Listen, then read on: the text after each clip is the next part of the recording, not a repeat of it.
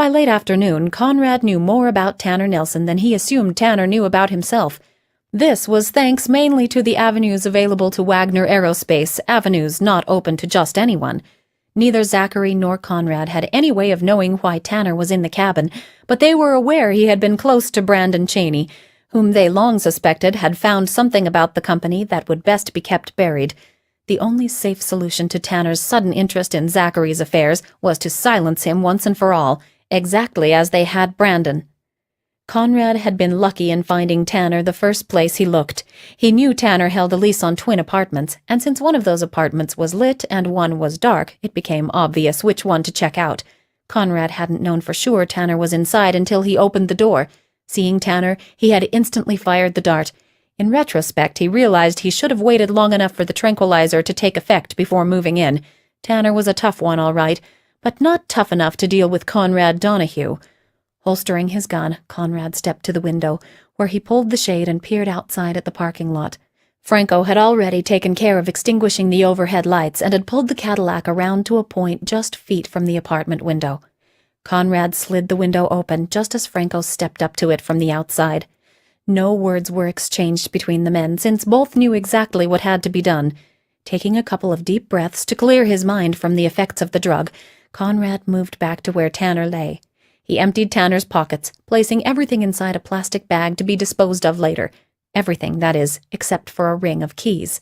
Conrad had other uses for these keys, or at least one key he made certain was on the ring. This was the key to a Learjet belonging to Tanner's law firm, a jet that remained at Tanner's constant disposal. Conrad had seen the plane many times, as it was kept hangared at Falcon Field Airport, the same airport where Zachary kept his fleet of planes and choppers hangared. Conrad had a special reason for wanting the key. It would make commandeering the Learjet that much easier. Conrad dragged Tanner to the window, hoisted him up, and pushed him through to Franco on the outside. Franco dragged him the rest of the way to the Cadillac and shoved him inside the trunk. Conrad closed the window and walked back to the main lab, where he examined the computer he had seen Tanner standing in front of when he first entered the room. Glancing at the floor, he discovered the power cord had been unplugged. "Someone wanted to shut this computer down in a hurry, didn't they?" he reasoned aloud. "What do you suppose might be on the files inside it?" Removing all the cords, Conrad lifted the PC, which was no easy task in his half-drugged state. Somehow, he made it out of the building, where he joined Franco. "It's not fair," Brandon shouted. "Everything was going perfect, Mitzi. Then these guys show up." Brandon kicked at the floor before revealing his next bit of information.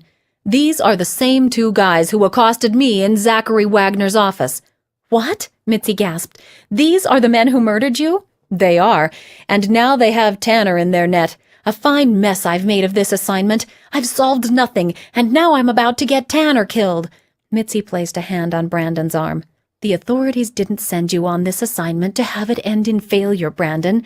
They know what they're doing." "I know they know what they're doing. It's me I'm worried about. Have I dropped the ball, Mitzi?" "I don't have all the answers," she comforted. "But one little setback doesn't spell defeat.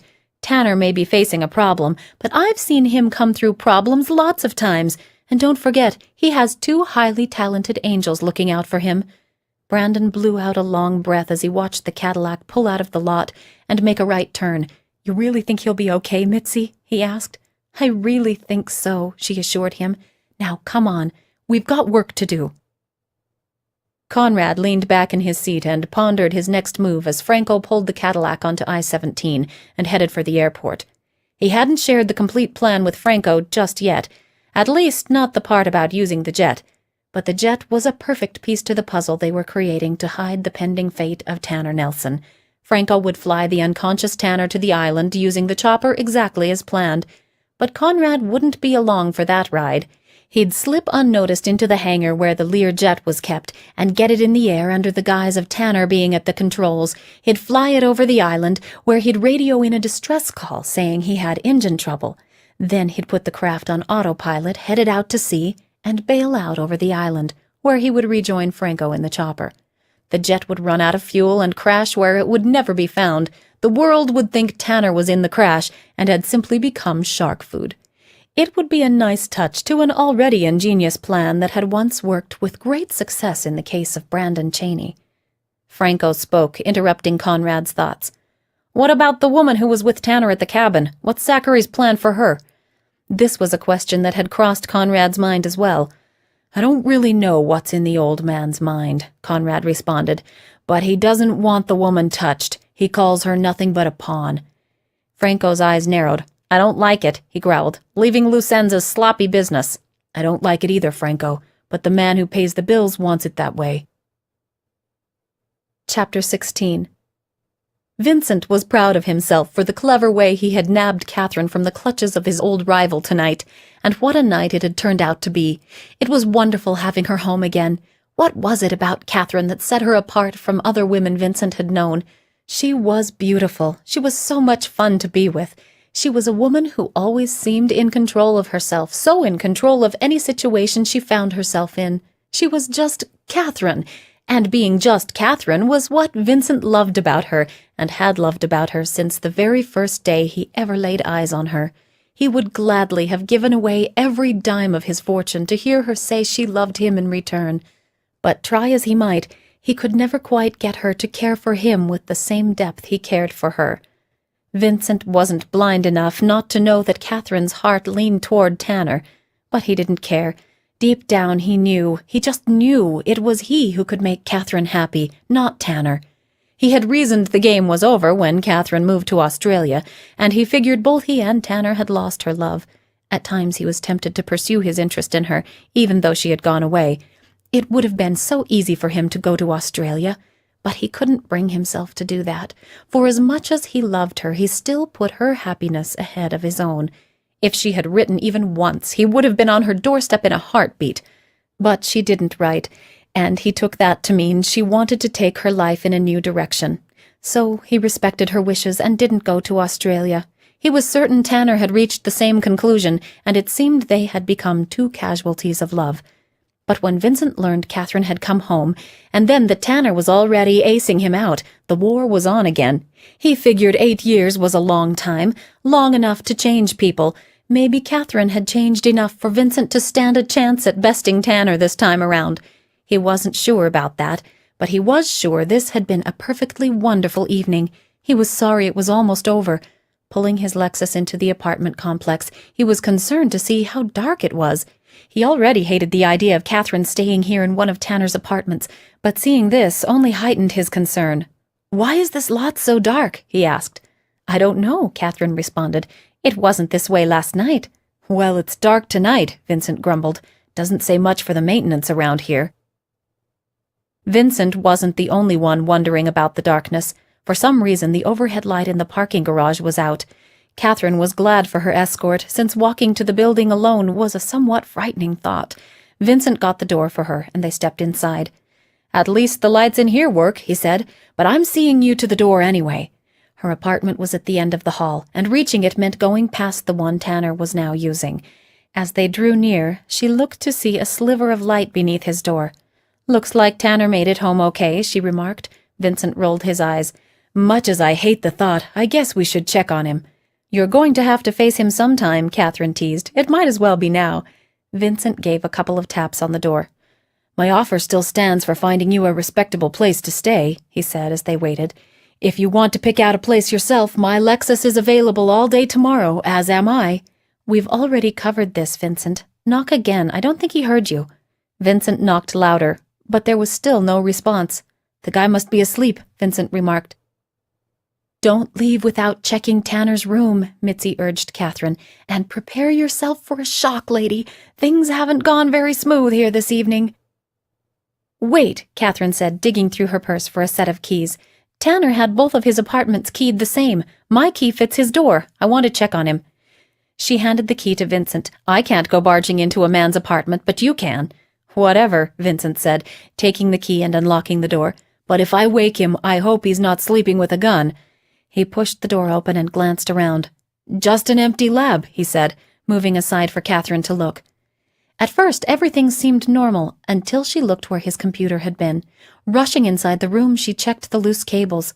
"What is it?" Vincent asked, following her. "Tanner's computer! It's been stolen! Something's terribly wrong, I know it!" Vincent's interest suddenly took an upswing. "The door to the bedroom," he exclaimed. "It looks like it's been forced open. This has all the marks of a burglary. But just to be sure," Vincent removed his cell phone and punched in a number. "Who are you calling?" Catherine asked. "I'm calling Corey. I want to know if he's heard from the officer he talked into pulling the gag on Tanner." "Yeah, Vince, this is Corey," came the immediate answer. "How'd it go, big man?" "We may have a problem. I'm in Tanner's apartment, and it looks like a burglar hit him. Did you hear from your friend Officer Blake?" "Yeah, Tanner turned the tables on him. Blake ended up giving Tanner an escort home." "Well, he's not here now. Call you back, Corey." Catherine knew she had to say something now. "There's something I haven't told you, Vincent. Tanner and I did more than just look at the outside of your father's cabin." Vincent looked puzzled. "You were inside the place? Why, Katie?" "It's a long story, and one I don't think you're going to like." Catherine was struggling for a way to break the news, and saying she and Tanner were acting on a tip from Brandon's ghost didn't seem appropriate, so she modified the facts some. "Tanner had received an anonymous tip about Brandon's murder," she said. "A tip that led him to your father's upstairs office at the cabin." A fiery look instantly filled Vincent's eyes. "Someone told Tanner that Brandon was murdered in my father's office? That's an outrageous accusation. I can't believe Tanner would put stock in such a thing.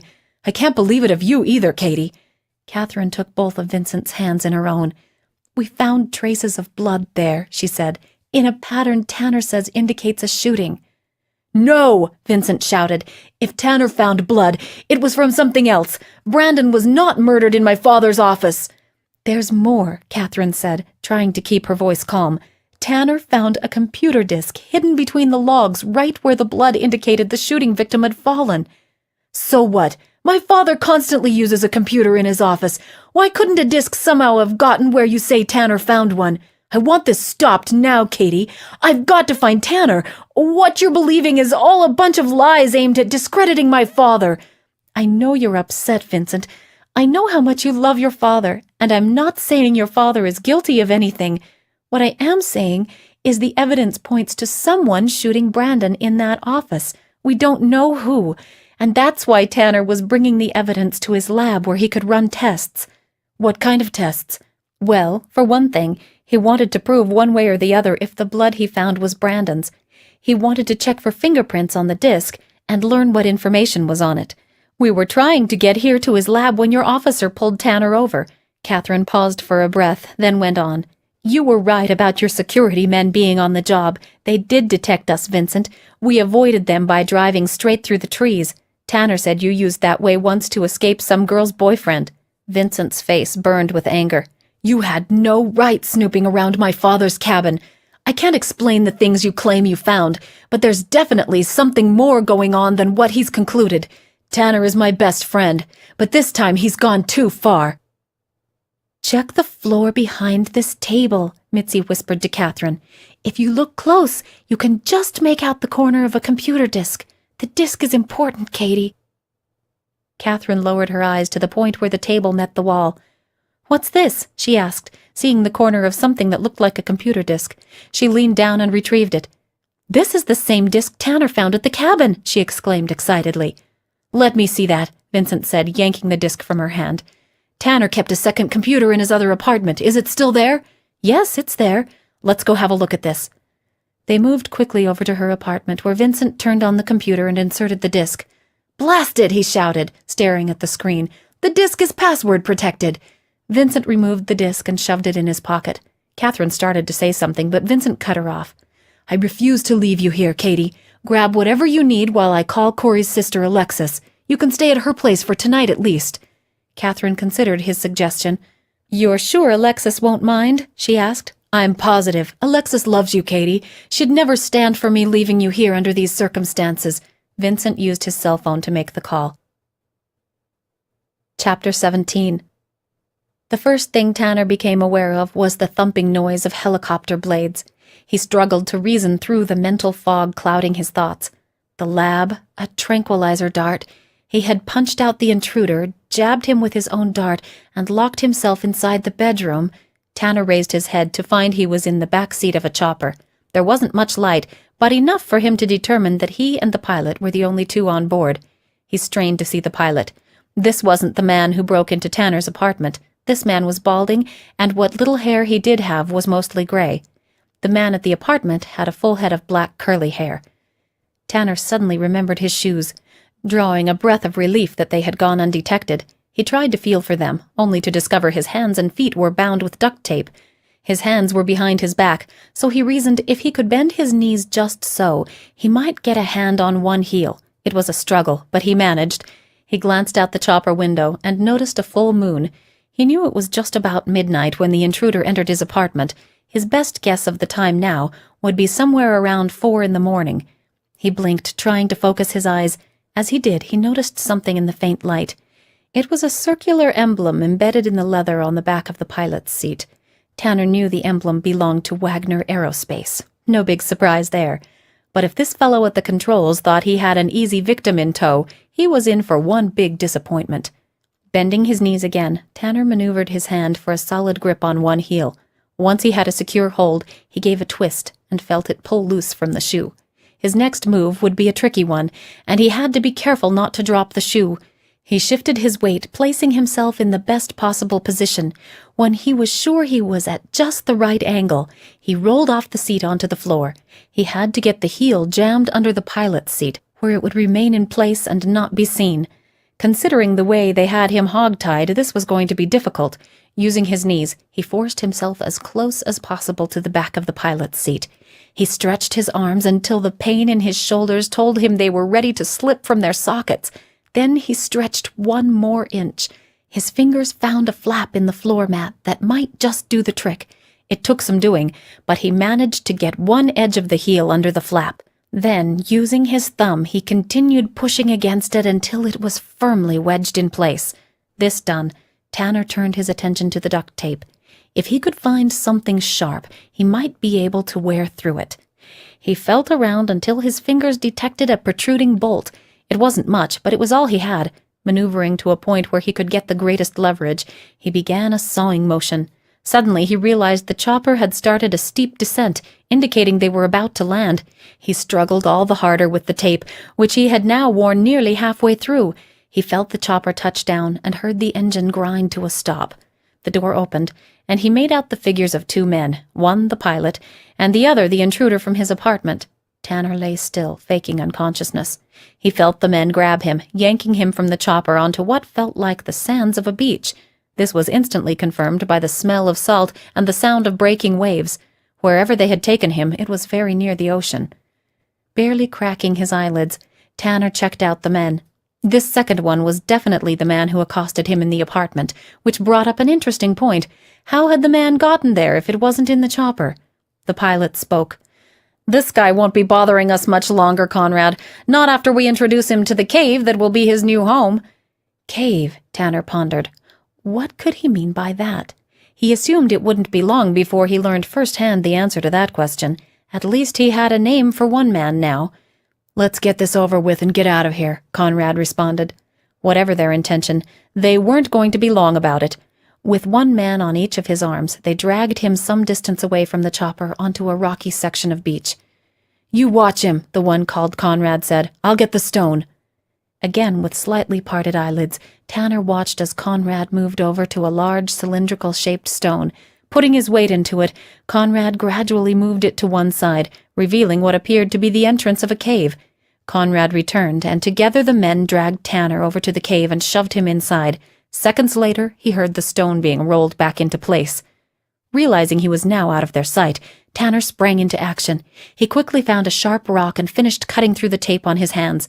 Next, he freed his feet. It took only a moment to realize there would be no moving the stone from inside. It would be impossible to get enough leverage. This meant the exit was completely blocked. Tanner felt for his belt. "I see you boys missed this little item too," he said, twisting the buckle, which slipped off in his hand. Inside the buckle were 2 items, both of which Tanner needed at the moment. One was a miniature flashlight, the other a device Tanner had in mind for a special use. This one he slipped in his pocket for the time being. The flashlight he snapped on, as the only light inside the cave was the moonlight that weakly filtered in through the cracks of the entrance. As the beam of Tanner's light pierced the darkness of the cave, he could tell it extended some distance back. He began inching his way back, all the while checking for any possible way out. He had gone about 20 feet when he came to a small opening. It was too small for him to squeeze through, but large enough to afford a good view of the outside. What he first saw brought a start. Even at low tide, the waves were only inches below the opening. Reason told him that with the incoming tide, this whole cave would fill with ocean water. Not a pretty thought for someone trapped inside. Moving deeper into the cave, he discovered an upper ledge that seemed to be the highest point. The ledge was easily large enough to accommodate a man, which interested Tanner. If someone were inside this cave when it was filling with water, the ledge might have become a place for a last-ditch effort to remain alive. I wonder if these culprits have used this cave before, perhaps for the purpose of an execution chamber? Pulling himself up, Tanner shone the light over the surface of the ledge. Something white caught his eye. It was jammed between two rocks, so Tanner stretched out his arm and pulled it loose, examining it under the light. It was a skull, a human skull. "Looks like I was right," he observed. "I'm not the first visitor to this cave. You've been a very bad man, Zachary Wagner. It looks like I'm going to have to bring you down even if you are my best friend's father." Checking the shelf more closely, Tanner realized there were more bones, enough, he estimated, to make a complete skeleton. Then he spotted something else. Very carefully, he reached out and picked it up. "Oh no," he gasped, seeing it was a gold pocket watch. Running his thumb over the raised image of a telescope facing a star-filled sky, Tanner knew what he had found. This was Brandon's watch, the one given to him by his grandfather. Tanner swallowed and let out a muffled moan as he realized he had just uncovered Brandon's tomb.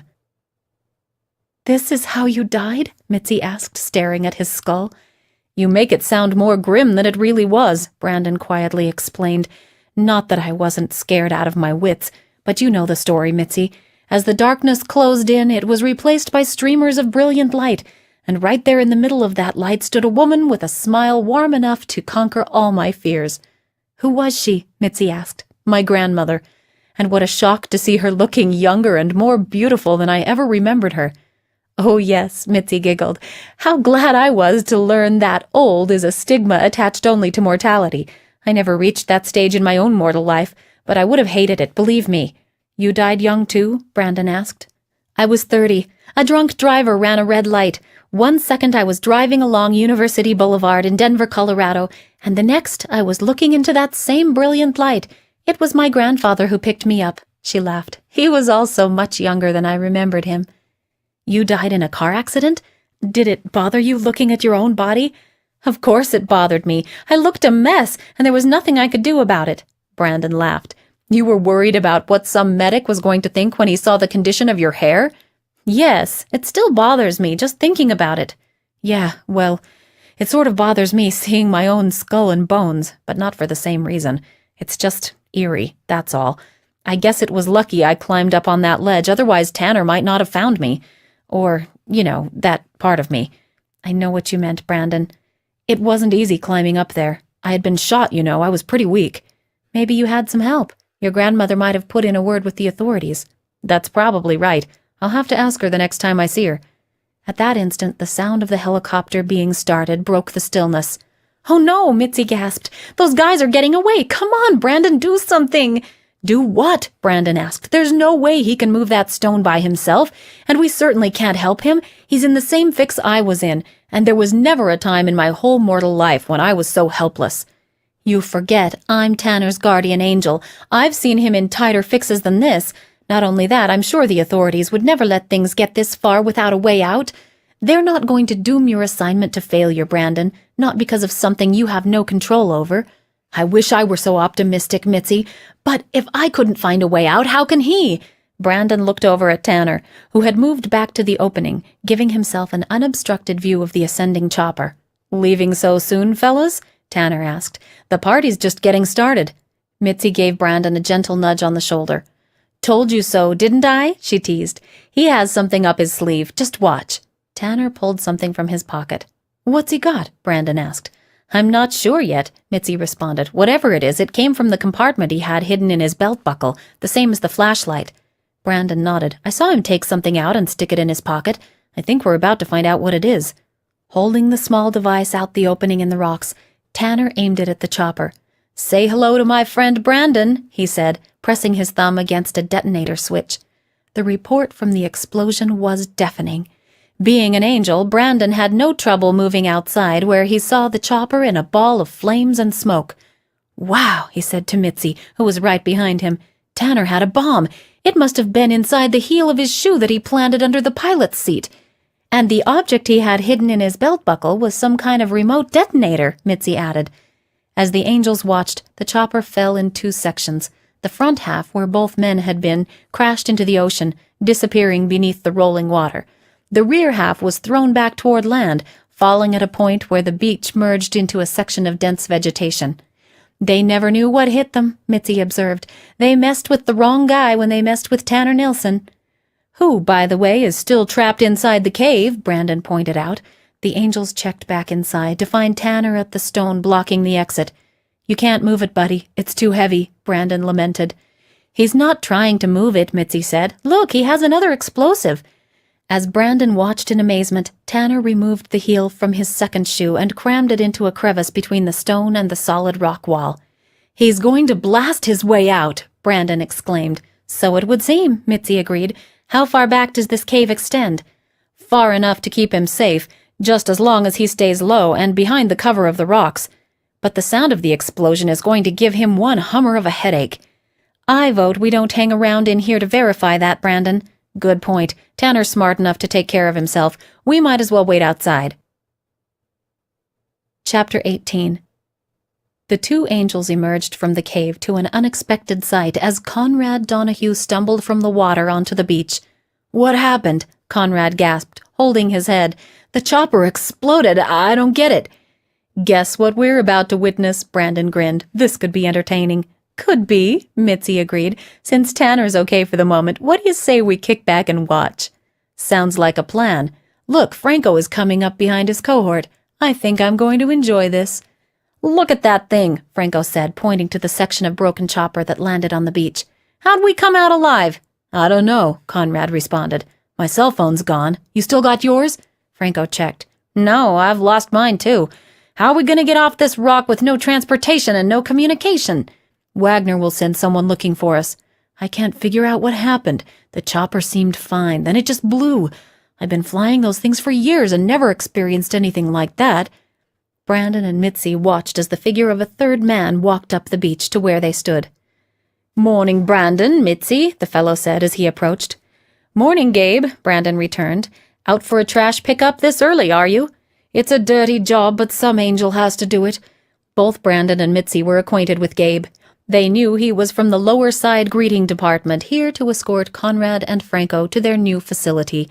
Unlike the sort of greeting Brandon and Mitzi received when they stepped from mortality, Conrad and Franco's kind rated a different reception. No grandmother, no grandfather, no special friend, just someone from the lower side greeting department. "If you two will excuse me a minute," Gabe said, "I'll get this pickup started." Neither man had noticed Gabe until he stepped up behind them. "Excuse me, gentlemen, might I have a word with you?" Both men whirled to see who had spoken. "Who are you?" Conrad demanded, searching frantically for his gun that seemed to be missing. "Interesting question," Gabe responded. "Who were you expecting exactly? Your friendly neighborhood welcome wagon?" "Your gun!" Conrad barked at Franco. "Give it to me." "I don't have it. I must have lost it in the crash." Gabe raised a hand, trying to ease the tension. "It's okay, boys. You won't be needing guns where you're going." "Who are you?" Conrad demanded a second time. "Name's Gabe. I'm your transportation off this rock." Conrad did a double take. "Do you work for Wagner?" "Oh, no. I report to someone much higher than Zachary Wagner. Now, if you gentlemen are ready, can we get started?" "I'm not going anywhere," Conrad snapped. "Not without some answers. Who do you work for, and where is it you want to take us?" Gabe let out a lingering sigh. "You fellas haven't figured it out yet, have you?" "Figured out what?" Franco cut in. Gabe paused a moment, just looking at them. "You were in a helicopter crash, gentlemen, a horrendous one." "So tell me something I don't know," Conrad rebutted. "We survived a crash, so what? That still doesn't explain this little game of yours." Gabe motioned for Brandon and Mitzi to join him. Until now, they hadn't been noticed. "I'd like you fellows to meet a couple of friends of mine," Gabe said as the two stepped up. "The pretty one is Mitzi Palmer. The other one is someone I suspect you fellows know."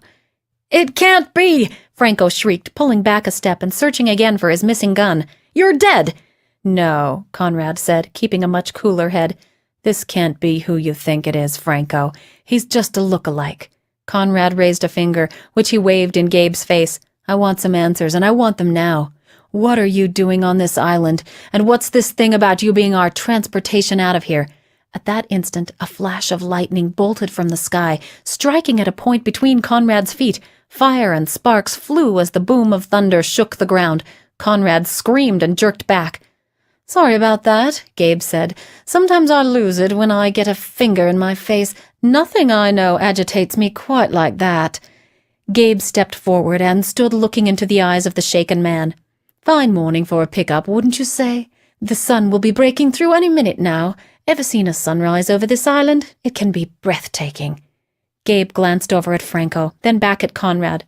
"Now, let me explain something to you gentlemen as plainly as I know how. You're both dead. As in expired, passed away, deceased. Anyway you cut it, the book just closed on your time in this world. So, you see, when I said I'm your transportation off this rock, I didn't mean back to Arizona." A look of horror filled the face of both men.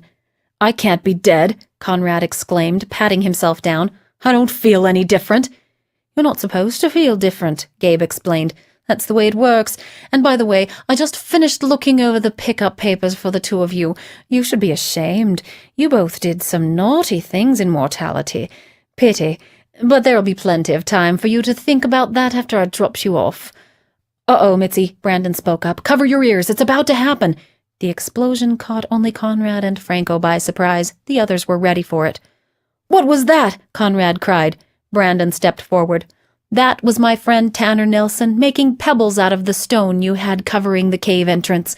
You may have sentenced me to an untimely drowning, but you couldn't outdo Tanner." Conrad slunk back. "It really is you," he gasped. "It's him," Mitzi affirmed. "Looks a lot better than the last time you saw him, doesn't he?" Gabe spoke up again. "I'd like to stay here and chat some more, but I'm on a busy schedule. Come on, gentlemen, it's time. And don't make me use any more lightning bolts. That sort of thing gets a little dramatic." Chapter 19. Stepping through his newly created doorway, Tanner gulped in several breaths of clean air. He glanced up to see the sun just now breaking through the morning sky. "Okay," he said. "Now the question is, where exactly am I? It's a deserted beach, that much is obvious. The problem is finding what part of the planet the beach is on." He knew it had to be somewhere fairly remote in order for Brandon's body to have gone unnoticed the past 8 years. Shading his eyes, he checked the position of the sun, and suddenly realized that either the sun was rising in the west, or the ocean was to his east. He had assumed he was someplace on the Pacific coast, but that theory had just died. How could the sun possibly rise over the west coast? "I'm on an island," he reasoned. "There's no other explanation." He could see that this island, if that's what it was made up of a mountain, a beach area, and a densely vegetated rainforest. The mountain was off to his left where the cave was situated, the beach was to his right, and the rainforest was inland beginning about 100 feet back from the surf. What he wanted now was to look things over from the highest point. He did a visual check of the small mountain. It appeared climbable, but only with some difficulty since it was a highly rocky terrain. "Might as well get started," he said. "Just looking at it won't get the job done." The climb didn't prove to be as bad as he had expected. He reached the top in about 20 minutes, and from there he could tell for sure he was on an island, albeit a small one, probably no more than 1.5 miles across at the widest point. Just as he expected, there were no signs of habitation. Tanner moved over and knelt down next to a pool of water. Scooping up a handful, he found it sweet to the taste. Rainwater, he calculated. From the amount of vegetation here, it's apparent the rainfall has to be heavy. He drank his fill. Next, he moved to a point where the beach below him was visible, noticing the downed section of the chopper, something he had overlooked before. Since it had fallen at a point where the beach and the rainforest came together, it was partially obscured by the undergrowth. Looking farther up the beach, he spotted something else of interest. A parachute, he mused. An old military camouflage chute. Haven't seen one of those around in a while. The parachute might explain how Conrad got onto the island without being in the chopper. But why would he have parachuted here? I must be missing something somewhere. Satisfied he had seen all he could from this point, Tanner started back down. Once he reached the beach, he headed straight for the wreckage. It's only the rear section, he noted. The front must have been ripped off in the explosion, probably fell in the ocean. I wonder if anything usable might be left in this mess. He moved closer. Well, what do we have here? He said, checking what had been a storage compartment. A toolbox, that might come in handy. Tanner pulled the box out and placed it next to the trunk of a nearby palm tree. Next, he found a 50-foot length of nylon rope and a half-used roll of duct tape. These he placed next to the toolbox. A continued search turned up something of special interest, a mobile phone built into one of the armrests. The phone itself seemed undamaged, but it lacked one thing. It had received power from the chopper's battery, which had been wiped out in the crash. Without power, the phone was useless. Tanner set it with the other items anyway. There was still one item he wanted to check out, the black box designed to transmit a locator signal upon impact. In all probability, the black box was transmitting its signal even now, which could be good or bad. There was no doubt the explosion had happened too fast for the chopper pilot to send out a distress call, so the first indication of a problem wouldn't come until the chopper was late returning to base. Even then, no one outside Zachary's organization would know, and those within the company wouldn't want anyone snooping around this island, not with the secret they knew lay hidden here. Even if they did report a chopper down, they certainly wouldn't give any hint it might be in this area. If anyone did come checking, it would be Zachary's men. It therefore became an advantage for Tanner to silence the black box. Why lead the enemy right to his door? Finding the black box and disabling it had a second advantage too. It would mean saving the battery for some future time when a signal might become helpful. Locating the black box was easy, and so was removing it, thanks to the tools he had found. He opened it carefully so as not to disrupt its usability later on, and simply disconnected the battery leads to shut it off. One important job remained. When Zachary's men did come looking for the downed chopper, Tanner wanted them to think it crashed somewhere out in the ocean, not here on the island. He knew the wreckage wasn't all that detectable from land, but it could be spotted without too much problem from the air. What he needed was a way to camouflage the wreckage, and what better way to do it than with an old military camouflage parachute? Chapter 20. Mel Phillips leaned back in his desk chair and glanced through his office window at a hangar filled with aircraft. To Mel, there was nothing more beautiful than discovering freedom beyond each new cloud. Acquiring the job as maintenance director, overseeing the fleet of Wagner Aerospace's airborne transportation, was a dream come true for Mel. Even now, 15 years into the job, Mel wouldn't trade places with any man alive. Not that the job didn't have its downside, such as Mel's lack of trust and respect for the company's founder. Mel always suspected that Zachary Wagner conducted his share of shady deals, but Mel figured since he was concerned only with the aircraft, the rest of what the company did was none of his business. As Mel watched the maintenance crew at work, he noticed a man wearing a dark business suit and carrying a briefcase step inside the hangar. Mel recognized him as Winston Harmon, a top company executive and the man Mel reported to directly. "Good morning," Mel said as Winston stepped into his office. "What can I do for you?" It was always obvious how out of place Winston felt inside the hangar office. He was most certainly a man accustomed to finer surroundings. Normally, all business conducted between these two men was done by phone. "I just got the word from the man that Conrad and Franco might be in trouble," Winston responded. "They took one of the choppers out on an assignment, and they haven't reported in. It's been several hours." Mel had noticed one of the choppers missing when he showed up for work, but he thought little of it, since it was common for the company pilots to take an aircraft out without telling him. "Are you hinting at a possible craft down?" Mel asked. Winston nodded. "There is some concern. The man would like it checked out." Hearing Winston refer to Zachary as the man always bugged Mel. There was just something sinister in it. But who was he to argue with Winston? "Have you reported this to the FAA?" Mel asked. "No. We have a touchy situation here. The man wants it handled in-house." This didn't sound good to Mel, but neither did it surprise him. It was just the way Zachary Wagner worked sometimes. "I know someone took number 7 out, but they didn't bother filling me in on a flight plan," Mel explained. "Which is nothing unusual. It happens all the time. But if I'm to conduct a search, I'll need to know where to start looking." "They were flying on an assignment over Butterfield Island," Winston responded. "That's all you need to know." Butterfield Island was a company code name for a small island just off the coast of Mexico, where Wagner Aerospace reportedly conducted some highly secretive experiments. The only reason Mel knew of the island came by accident when he happened onto a map showing its location. The map was one Conrad had inadvertently left inside the chopper after returning from a job several years earlier. When Mel mentioned the map and the island to Winston, he was told of its secret nature and sworn to silence on the subject. "I'll need to see the map showing the location of the island," Mel proposed now. "I only saw it once, and that was years ago." Winston removed a copy of the map from his briefcase and handed it to Mel.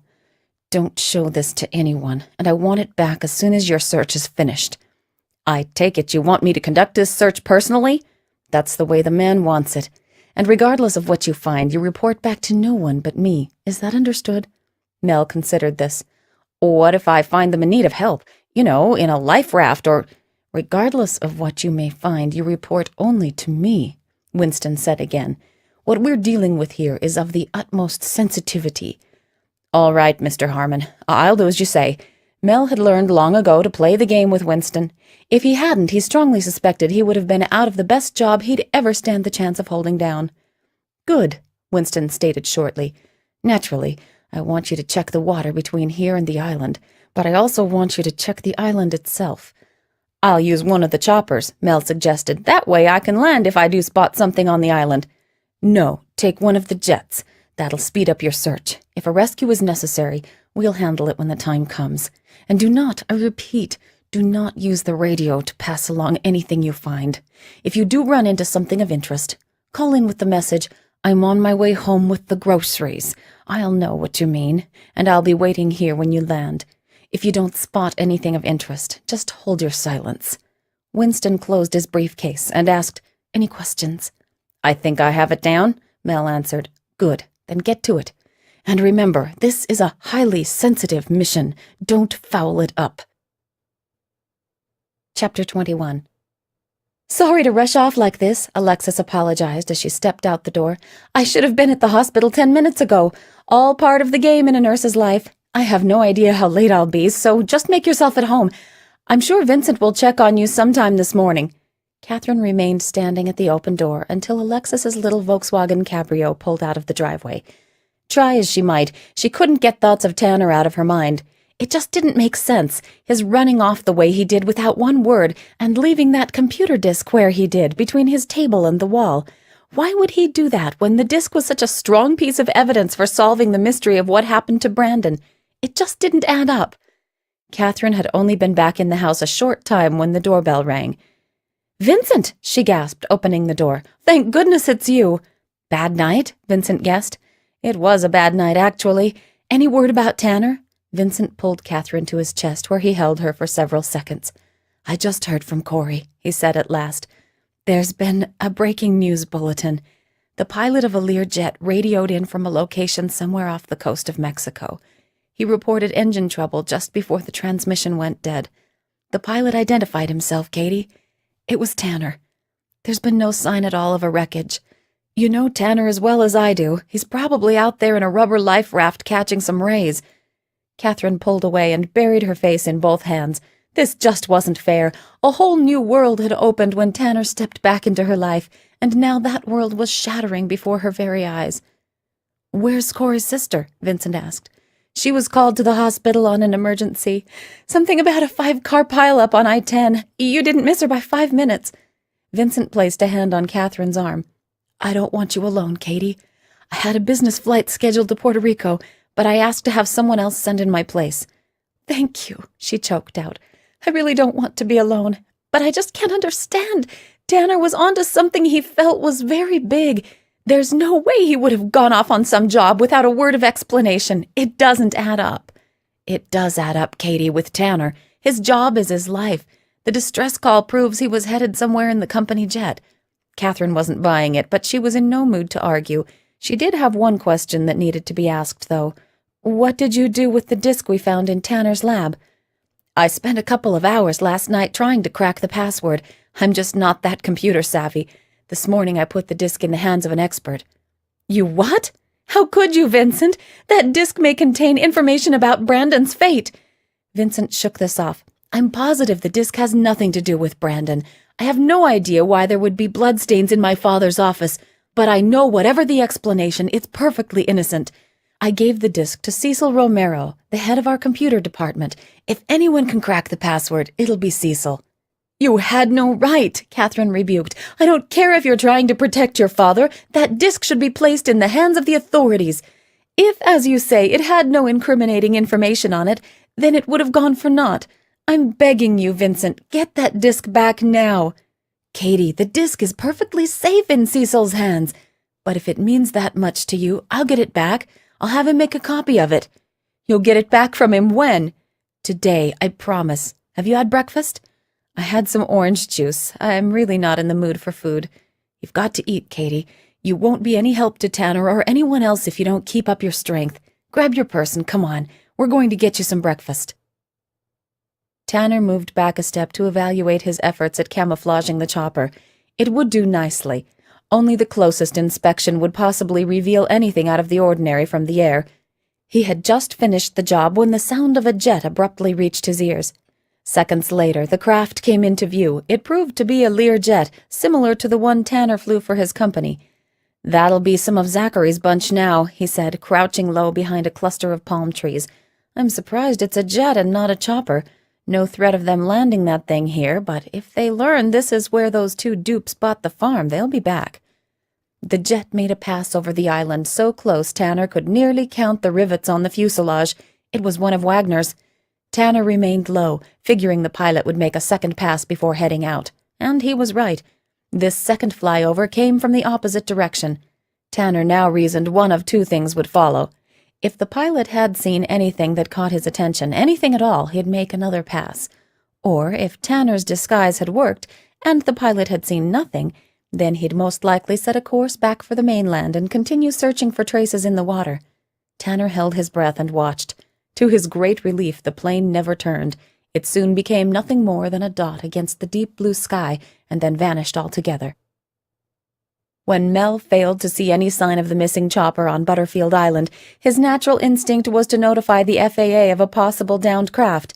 If Conrad and Franco had gone down over water, their only real chance for survival would depend on a concentrated effort by the Coast Guard, who were equipped with all the proper resources. What chance did one man in a company jet have of finding them? Notifying the FAA was the right thing to do, but it would cost Mel his job, this he knew. It was the hardest decision of his life, but in the end, he kept the radio silence Winston had ordered and set a course for Falcon Field. After landing and before securing the aircraft, Mel set out to call Winston on one of the highly secure in-house phones. He knew that using a cell phone would be strictly out of the question. Mel punched in the number for Winston's office and breathed a relieved sigh when Winston picked up. If Winston had been out of his office, all Mel could have done was leave a message, and this was no time for leaving messages, with the lives of two men possibly at stake. "I combed the area between here and the island," Mel explained, "and I made 2 low-level passes over the island itself. I don't suppose there's been any word since we spoke." "You're saying you found nothing?" Winston barked. "No, not a trace. What else do you want me to do, Mr. Harmon? Should I contact the FAA yet?" "No." "I'll take it from here." The line went dead. For more than a minute, Mel stood staring at the phone, toying with the idea of making that call to the FAA. How could he ever look himself in the mirror again if those men should die because he did nothing? Picking up a picture of his wife and 2 daughters, he ran a finger over the glass. Thanks to his lucrative job, they lived very comfortably in a beautiful Paradise Valley home, and money for the girls' education would be there when the time came. He wet his lips, then slowly returned to the hangar to secure the jet. Chapter 22. Anger burned in Winston's mind at thoughts of having to bring a fool like Mel Phillips in on something this serious. Unfortunately, the only pilots Winston could trust were the 2 missing in the presumed crash, Conrad and Franco. The only choice he had, other than Phillips or one of the regular pilots, would have been flying the reconnaissance mission himself. That was an option he preferred not to consider, as it had been years since he had piloted a chopper. He couldn't help but feel edgy about revealing to Mel the things he had, and he certainly didn't want to let him in on anything more. Winston was aware of Conrad's plan to commandeer Tanner's Learjet and send the distress call in Tanner's name. He also knew the distress call had been picked up, and a search for the jet Tanner was supposedly flying was underway. Fortunately, this search was taking place farther out to sea than Butterfield Island, meaning the chances of anyone happening onto the chopper crash were extremely slim. Winston also knew that if Conrad had successfully made the phony distress call, he had to have been alive when the time came for him to bail out over the island. The logical conclusion was that Conrad and Franco met up on the island, did the job they set out to do, and met with an unseen tragedy on the way back to Falcon Field. They may have crashed on land, but that was less likely than the ocean. A crash on land would come closer to having been reported. The loss of two men such as Conrad and Franco was certainly a blow to Wagner Aerospace. But in this line of business there were always risks. The mission they were sent to do was absolutely necessary.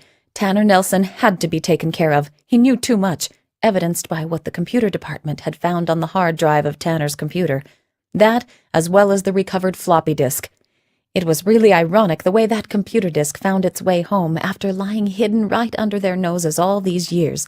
To think Brandon Chaney had managed to hide it completely unobserved. In a way, Tanner's curiosity paid off in big dividends for Wagner. Granted, if Tanner had gotten away with his intentions, Wagner Aerospace would have been in hot water, but thanks to Conrad's quick action, everything was now back in check. Both the disk and the information Tanner had transferred to his lab computer wound up in Cecil Romero's hands and had now been totally obliterated. What Tanner had actually managed to do was eliminate all chance of that disk ever surfacing. Winston picked up the security phone again. It was time to fill Zachary in on this latest information. Winston had hesitated this long because he knew how Zachary would feel about having to take action against Catherine Dalton, but it was obvious she now knew more about the contents on the disk than Zachary could safely overlook. He'd have to reconsider his opinion of her as being only a pawn. The situation called for dealing with her and doing it swiftly. He punched in Zachary's private number and waited for the man to pick up. "Thanks for breakfast," Catherine told Vincent as they left the restaurant on their way to the parking lot. "I didn't think I was hungry, but those eggs tasted pretty good. Like I said, you have to keep up your strength. I was wondering if you'd like to stop by the radio station to see if Corey might have learned anything more." "That sounds as good as anything right now. I've never felt more helpless in my life." Vincent opened the door and Catherine slid inside. She pulled out a tissue and dabbed her eyes. Just as he closed her door, she felt a painful sting in her left shoulder.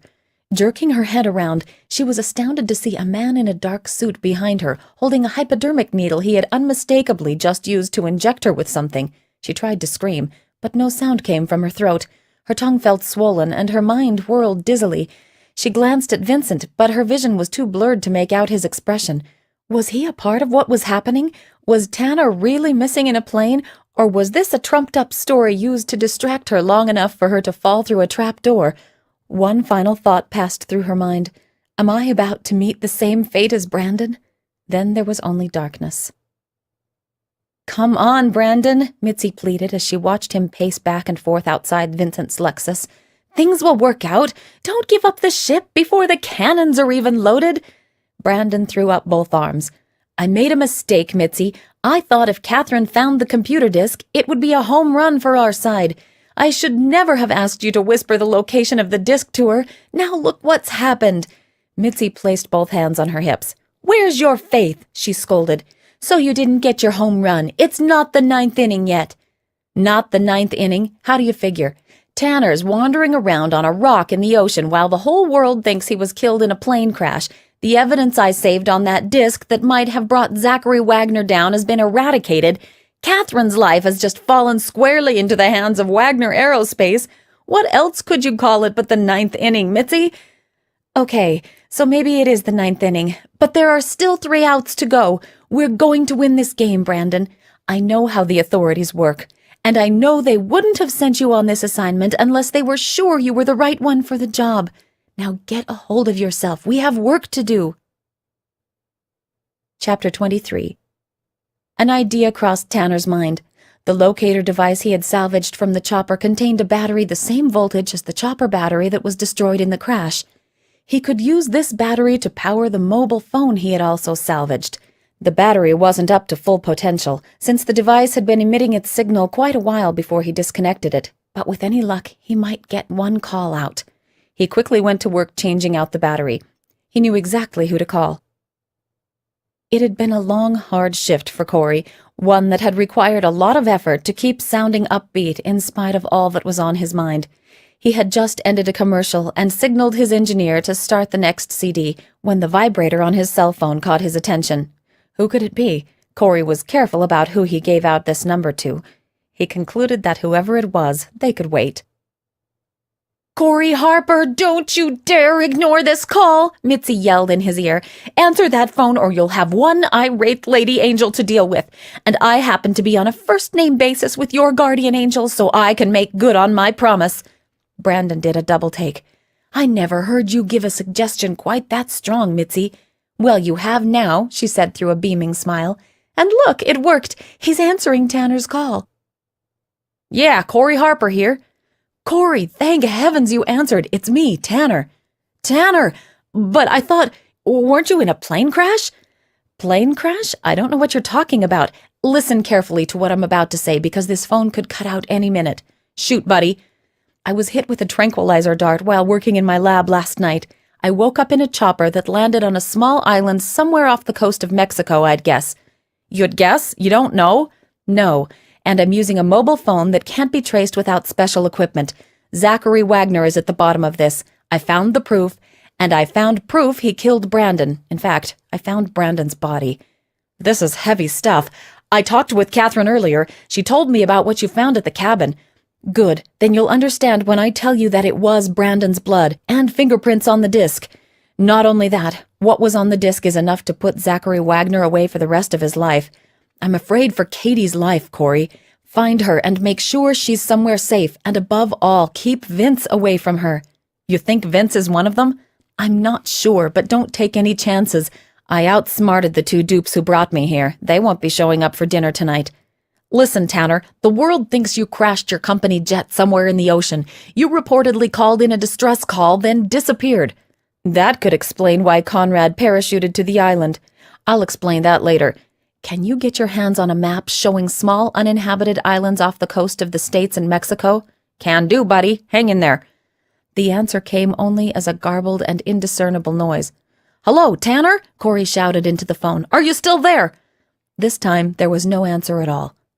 Rushing from the sound studio and into the engineer's quarters, Corey shouted his intentions. "I have a big problem, buddy. Find a way to cover for me, okay?" "You're covered, Corey," the engineer responded without the slightest hesitation. "But you owe me big time." Corey burst through the door and headed straight to his car. He'd head for Alexis's house, since that's where he figured Catherine to be. He tried calling ahead, with no luck. All he got was Alexis's answering machine. Next, he tried the hospital, where the receptionist informed him Alexis was working in the emergency room. "I've got to talk to her," Corey insisted. "Tell her it's her brother." "It'll take me a minute or two," the receptionist said. "I'll wait, but hurry every chance you get." Not knowing where else to head, Corey changed direction with the idea of going to his own house. He had traveled barely 3 blocks when Alexis's voice came on the line. "What is it, Corey? I'm really tied up right now." "Catherine could be in big trouble," Corey shot back. "Do you have any idea where she might be?" "She was at home when I left for work. That's all I know. What kind of trouble?" "I'll fill you in later. Right now I have a lot to do, but if you hear anything from her, call me fast, okay?" "Wait," his sister shouted. "As I was driving away, I saw Vincent's Lexus headed for the apartment. He'll probably know where she is." "Oh, great," Corey mumbled. "Thanks, Alexis. I'll get back when I know something." Corey remembered he was the one who told Vincent about Tanner's supposed plane crash. What had he done? He had sent a possible killer right to Catherine's doorstep.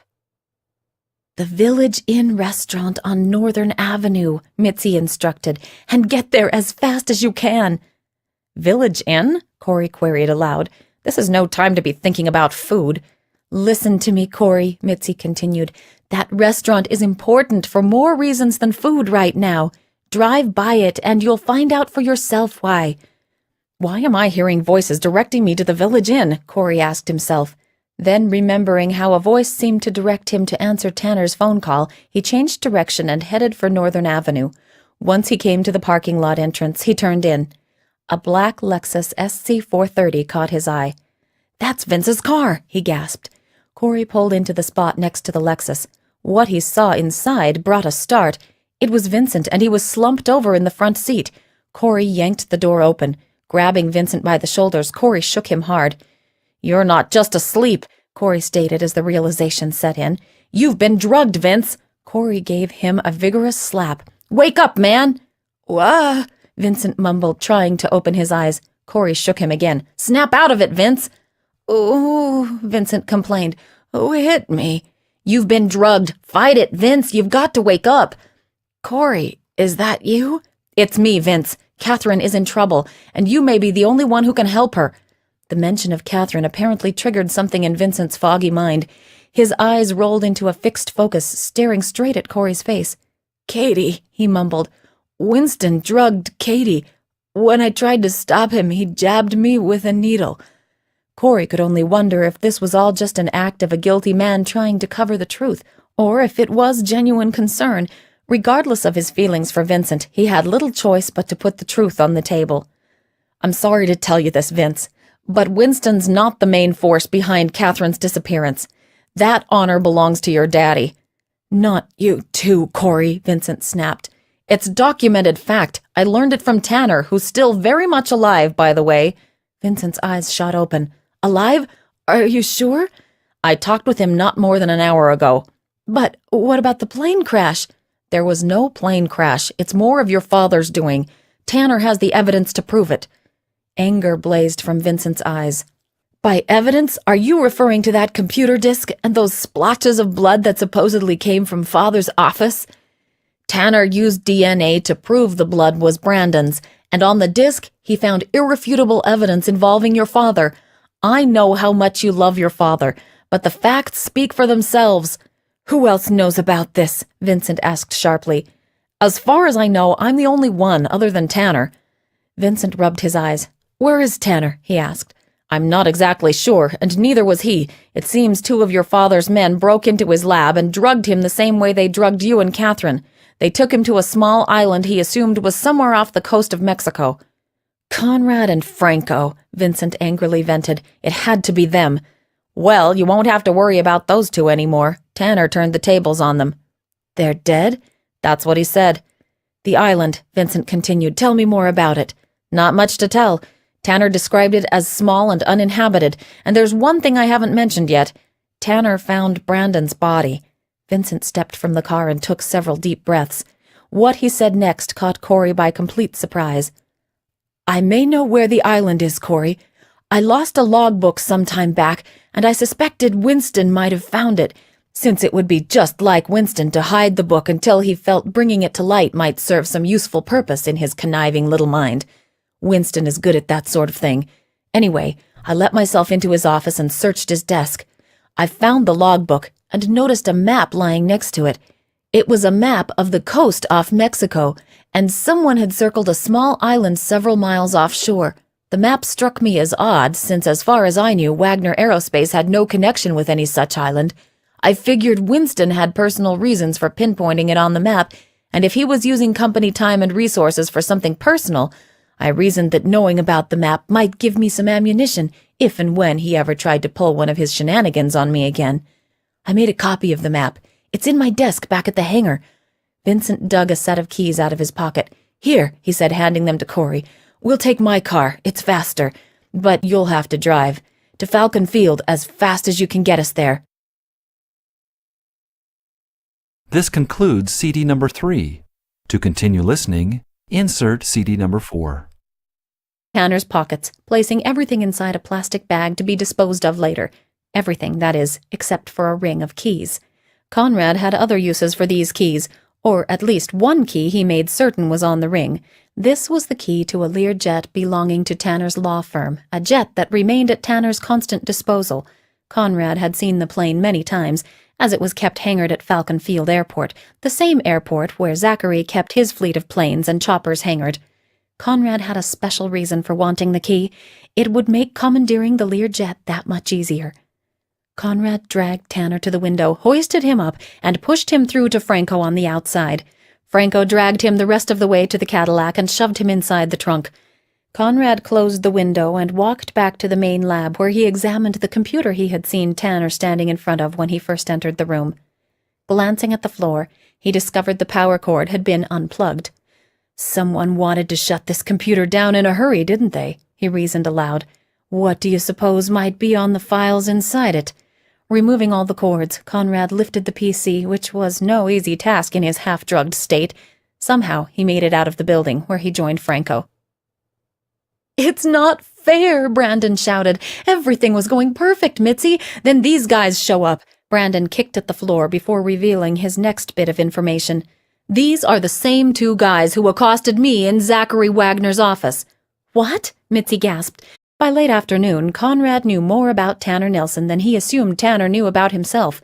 This was thanks mainly to the avenues available to Wagner Aerospace, avenues not open to just anyone. Neither Zachary nor Conrad had any way of knowing why Tanner was in the cabin, but they were aware he had been close to Brandon Cheney, whom they long suspected had found something about the company that would best be kept buried. The only safe solution to Tanner's sudden interest in Zachary's affairs was to silence him once and for all, exactly as they had Brandon. Conrad had been lucky in finding Tanner the first place he looked. He knew Tanner held a lease on twin apartments, and since one of those apartments was lit and one was dark, it became obvious which one to check out. Conrad hadn't known for sure Tanner was inside until he opened the door. Seeing Tanner, he had instantly fired the dart. In retrospect, he realized he should have waited long enough for the tranquilizer to take effect before moving in. Tanner was a tough one, all right, but not tough enough to deal with Conrad Donahue. Holstering his gun, Conrad stepped to the window, where he pulled the shade and peered outside at the parking lot. Franco had already taken care of extinguishing the overhead lights and had pulled the Cadillac around to a point just feet from the apartment window. Conrad slid the window open just as Franco stepped up to it from the outside. No words were exchanged between the men, since both knew exactly what had to be done. Taking a couple of deep breaths to clear his mind from the effects of the drug, Conrad moved back to where Tanner lay. He emptied. "These are the men who murdered you?" "They are, and now they have Tanner in their net. A fine mess I've made of this assignment. I've solved nothing, and now I'm about to get Tanner killed." Mitzi placed a hand on Brandon's arm. "The authorities didn't send you on this assignment to have it end in failure, Brandon. They know what they're doing." "I know they know what they're doing. It's me I'm worried about. Have I dropped the ball, Mitzi?" "I don't have all the answers," she comforted. "But one little setback doesn't spell defeat. Tanner may be facing a problem, but I've seen him come through problems lots of times. And don't forget, he has two highly talented angels looking out for him." Brandon blew out a long breath as he watched the Cadillac pull out of the lot and make a right turn. "You really think he'll be okay, Mitzi?" he asked. "I really think so," she assured him. "Now, come on. We've got work to do." Conrad leaned back in his seat and pondered his next move as Franco pulled the Cadillac onto I-17 and headed for the airport. He hadn't shared the complete plan with Franco just yet, at least not the part about using the jet. But the jet was a perfect piece to the puzzle they were creating to hide the pending fate of Tanner Nelson.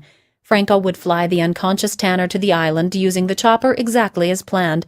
But Conrad wouldn't be along for that ride. He'd slip unnoticed into the hangar where the Lear jet was kept and get it in the air under the guise of Tanner being at the controls. He'd fly it over the island, where he'd radio in a distress call saying he had engine trouble. Then he'd put the craft on autopilot, headed out to sea, and bail out over the island, where he would rejoin Franco in the chopper. The jet would run out of fuel and crash where it would never be found. The world would think Tanner was in the crash and had simply become shark food. It would be a nice touch to an already ingenious plan that had once worked with great success in the case of Brandon Cheney. Franco spoke, interrupting Conrad's thoughts. "What about the woman who was with Tanner at the cabin? What's Zachary's plan for her?" This was a question that had crossed Conrad's mind as well. "I don't really know what's in the old man's mind," Conrad responded, "but he doesn't want the woman touched. He calls her nothing but a pawn." Franco's eyes narrowed. "I don't like it," he growled. "Leaving loose ends is sloppy business." "I don't like it either, Franco, but the man who pays the bills wants it that way." Chapter 16. Vincent was proud of himself for the clever way he had nabbed Catherine from the clutches of his old rival tonight, and what a night it had turned out to be. It was wonderful having her home again. What was it about Catherine that set her apart from other women Vincent had known? She was beautiful. She was so much fun to be with. She was a woman who always seemed in control of herself, so in control of any situation she found herself in. She was just Catherine, and being just Catherine was what Vincent loved about her, and had loved about her since the very first day he ever laid eyes on her. He would gladly have given away every dime of his fortune to hear her say she loved him in return. But try as he might, he could never quite get her to care for him with the same depth he cared for her. Vincent wasn't blind enough not to know that Catherine's heart leaned toward Tanner, but he didn't care. Deep down he just knew it was he who could make Catherine happy, not Tanner. He had reasoned the game was over when Catherine moved to Australia, and he figured both he and Tanner had lost her love. At times he was tempted to pursue his interest in her, even though she had gone away. It would have been so easy for him to go to Australia, but he couldn't bring himself to do that, for as much as he loved her, he still put her happiness ahead of his own. If she had written even once, he would have been on her doorstep in a heartbeat. But she didn't write, and he took that to mean she wanted to take her life in a new direction. So he respected her wishes and didn't go to Australia. He was certain Tanner had reached the same conclusion, and it seemed they had become two casualties of love. But when Vincent learned Catherine had come home, and then that Tanner was already acing him out, the war was on again. He figured 8 years was a long time, long enough to change people. Maybe Catherine had changed enough for Vincent to stand a chance at besting Tanner this time around. He wasn't sure about that, but he was sure this had been a perfectly wonderful evening. He was sorry it was almost over. Pulling his Lexus into the apartment complex,